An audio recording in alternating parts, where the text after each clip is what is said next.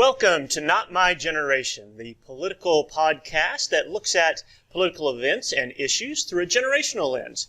I'm Professor James Davenport, representing Generation X, and this is my colleague, Dr. Emily Stacey, representing the millennial generation. And today we're going to be covering a couple of topics. First, we're going to be exploring the most recent Democratic national presidential debate. And then we're also going to look at a couple of educators here who have gotten in trouble using some language in class that perhaps they should have not have used. So going to be very interesting topics. And first, we're going to look at and explore what happened at last night's presidential debate. So, you want to kick that off? Sure. I think the best word to describe last night was scrappy. Yeah. Yes. The 3-hour, 2.5-hour debate total really did come through as a fight between really Bernie Sanders and Michael Bloomberg. Right. It was the first time that Bloomberg was featured on a debate stage, qualified for a debate. He's really been hitting those early voting states after South Carolina pretty hard. And so this was the first time he qualified and really set himself up as a nice foil to Bernie Sanders. I think Bernie Sanders really reasserted himself back into the debates last night and really justified his surge that he's been seeing recently. Yeah, I think it was. I've been waiting for the knives kind of to come out, and we saw that. Both Bernie and Elizabeth Warren went after Bloomberg pretty heavily. Even Buttigieg was going after Klobuchar somewhat too. So I mean, there's no love lost between them. Now, and I'm not really sure how or I why. heard Joe Biden was at the debate. I don't know.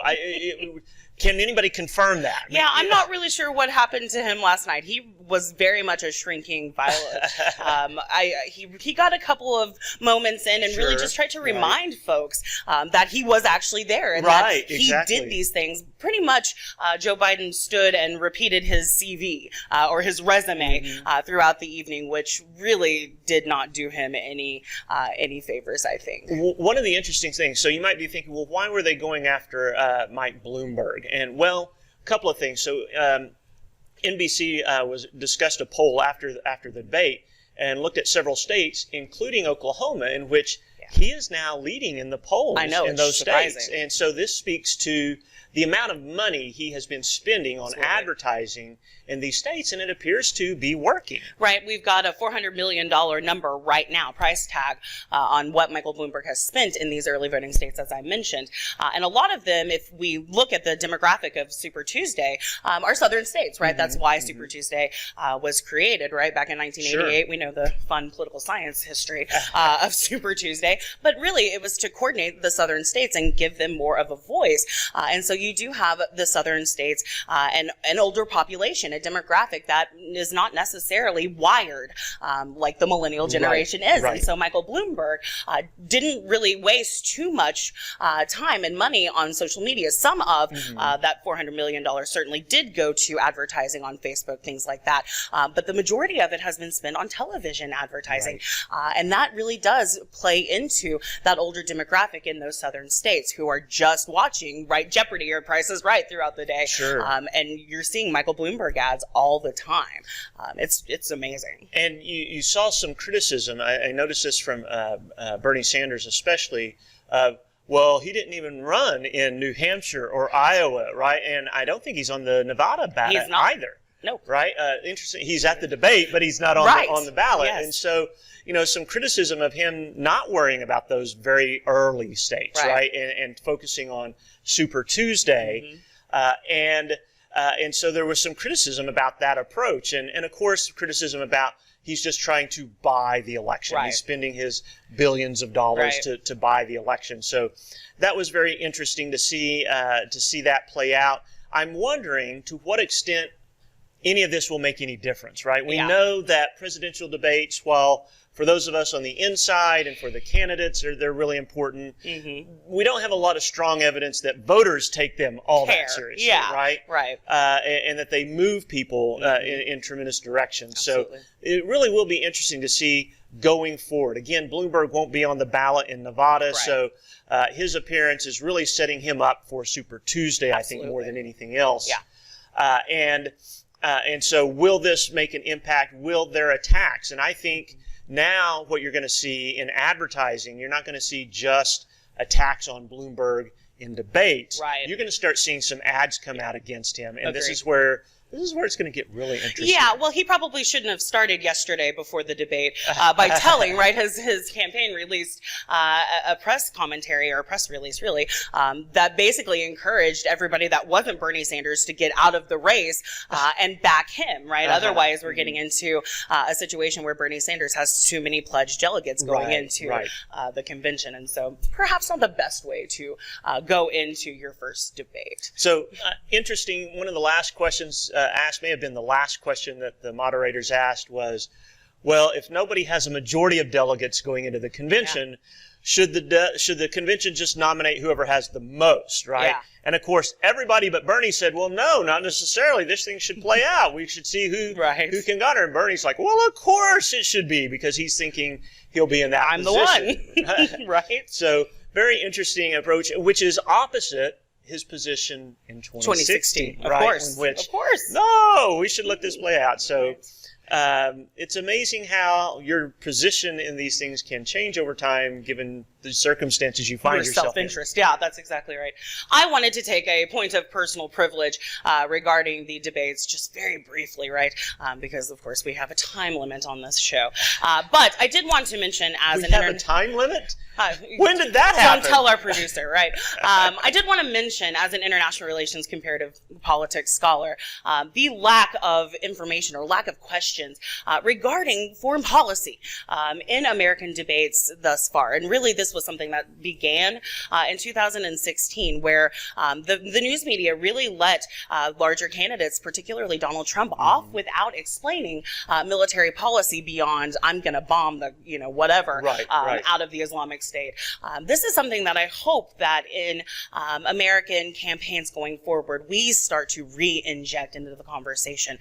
We, as American citizens, are so lucky that when we elect a president, we are also electing a de facto military policy, a de facto foreign policy. And so it's very important for those candidates to be telling us how they are going to approach very serious situations that are going on around the world. I'm not sure if you know, but this week, just a couple of days ago, talks between Turkey and Russia involving the Syrian city Idlib has fallen apart. Idlib is the last stronghold of the rebel fighters in Syria who are trying to overthrow Bashar al-Assad in Syria. And so Russia obviously is backing Assad and the Syrian regime, while Turkey is trying to allow for Idlib to become basically they're arguing a force of peace, or a place of peace on their border. And so those talks fell apart.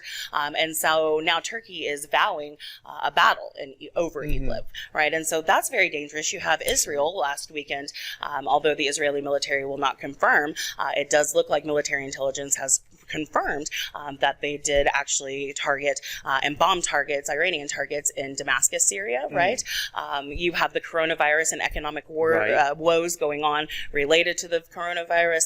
You've got human rights issues going on with the Uyghurs in China and the Rohingya in Myanmar. And so there are just so many issues going on around the world that it's critical to understand what your candidates certainly think about these things as they are going to become commander-in-chief. So real quickly, why do you think there is this lack of discussion of these foreign policy issues? What's going on here that's driving them away from even broaching, a single question in the debates about these things? I think some of that is the very divisive discourse that we have going on. I think that it's much easier to focus on these domestic policies that feel much more tangible to the American voter rather than something going on in Syria. I can't touch that, right? I can view what's going on Twitter and Facebook, and I can feel bad and empathetic for the situation. But healthcare is something that directly affects me, right? Whether or not I can go to a doctor, that's something that's not just a kitchen table issue. That is something that is extremely important to my well-being, right? As an American voter. And so I just think that we are in a situation in this country, unfortunately, where we are having to focus back on the kind of basic necessities and don't really have that postmodern, I guess, view of the world anymore, where we're really focused on humanitarian issues outside of our borders. Right now, it really does feel that both American voters and our politicians are very much focused on what's happening domestically, not so much about what's happening in other parts of the world, which can affect us, right? We are absolutely in affects a us. global environment Absolutely. now. There is no more, it's just us, and we don't have to worry about what else is going on. But we are very focused internally at this point in time in our politics, for sure. All right, well, let's switch gears for a second. We had an incident last week in which a professor at OU, in discussing, I guess, derogatory terms and language that are used, equated using the N-word with the new phrase that has kind of emerged, "Okay, boomer," right? And this is the second episode in which an educator has gotten in trouble in our state over the use of the N-word in class. A few months ago, a high school teacher in Mustang, they were reading To Kill a Mockingbird. And if you don't know much about this book, it was written at a time when using that word was rather common, and the book is littered with that word throughout. And a student complained, interestingly enough, because I kind of watched the video of this, the student didn't complain that they were reading the book out loud and saying the word. Her complaint was that she was the only African-American student in the class, and every time that word was said, all of her classmates would look at her, waiting for her to react, right? And she said, "This makes me very uncomfortable." Right. And I thought, that's kind of a reasonable request, right? That makes sense. But what struck me about this professor is, in what world do you live in which you can equate "okay, boomer," which, yes, it's a dismissive term. It's a term that is basically saying, whatever, you're old, you don't know what, you're out of touch. That's what that word means. With the N-word, which is filled with hate and derision and this type of thing. And if you're comparing the badness of two words and you won't even say one of them, that's the worst word. It just dawned on me this morning as I was thinking about this. Well, if you're a boomer and you're from the South, you grew up in a time when the N-word was said consistently and nobody even thought about it, right? And so, but you got to understand the times in which you live at some point, right? And so, especially as a journalism professor, correct? You would think, yes. So I think the two situations are obviously a little bit different, right? We're talking about a high school level versus college level and academic freedom, things like that. I think with the high school situation there in Mustang, I didn't see beforehand a disclaimer go out to the parents, right? Or to the students, maybe. And that, I think, was maybe a failure of communication. And if I missed the disclaimer, I'm obviously not a parent of a student in Mustang. So if they did do their due diligence, obviously we saw the statement that they put out after the situation went public. But I think that having a disclaimer, not just for parents, but for the students who are going to be engaging with the literature, I think it's a teachable moment, right? Yes, absolutely. You put out the disclaimer before you actually engage in reading the content, so that they're forewarned, and then you can have that conversation that sort of defangs the word before it happens in a classroom context. I think that context is everything, right? Context is really everything when it comes to these types of situations. Is it germane, right? And that's really what the law says, is in terms of academic freedom, so we can move on to the case in OU. Really, there was a 2006 lawsuit, and really the conclusion of it was, is the profanity, obscenity, whatever it is it germane to the subject being taught in the classroom? If it isn't, then it is probably not going to be protected. And so is that OU professor's commentary, is it germane to the situation? And even if it is germane, equating the two words, as you said, it's very difficult, even under the law, right? Even if we go to, boring old political science terms like ordinary scrutiny, right? Which covers ageism and age discrimination under the law, versus strict scrutiny, which covers race-based and suspect-based discrimination under the law. Even under American standards right now, the law is going to see age discrimination as a lesser offense than race, religion, and ethnically based discrimination. And so it's really hard to wrap your head around in 2020 how yet we're still having these conversations. Right. And I'm a big proponent of free speech rights and academic freedom in the classroom. Yeah. But at the same time, you have to understand that certain words are much more filled with offensiveness and vileness than others. And yes, there might be a context in which using that word is appropriate and is a learning experience. Right. But there's a lot of groundwork that needs to go in before you just open up with that, right?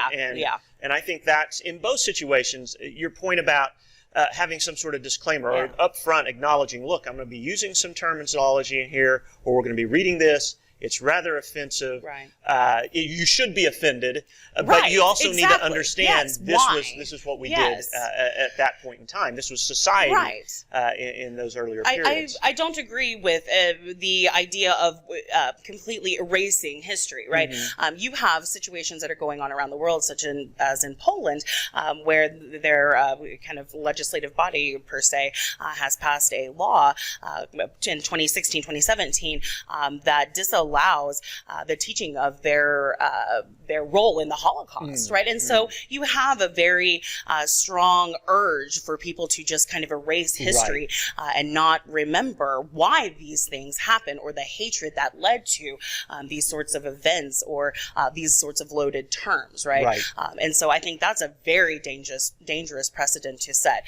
Yes, we should be extremely careful about the use of these words and the teaching of these words, but to just simply omit them from our academic, from our education system it seems like an injustice as well. Bottom line, as you mentioned, context is everything. And there are times when this might not be appropriate. We need to be careful about overreacting. And the media constantly pushes us to overreact to these things. But at the same time, educators need to understand that we live in a different world than we were 50 years ago, and certain things are no longer as appropriate. Certain things we've come to accept are not appropriate, even in the classroom experience. That's all the time we have for today. We appreciate you joining us. We look forward to visiting with you again next week.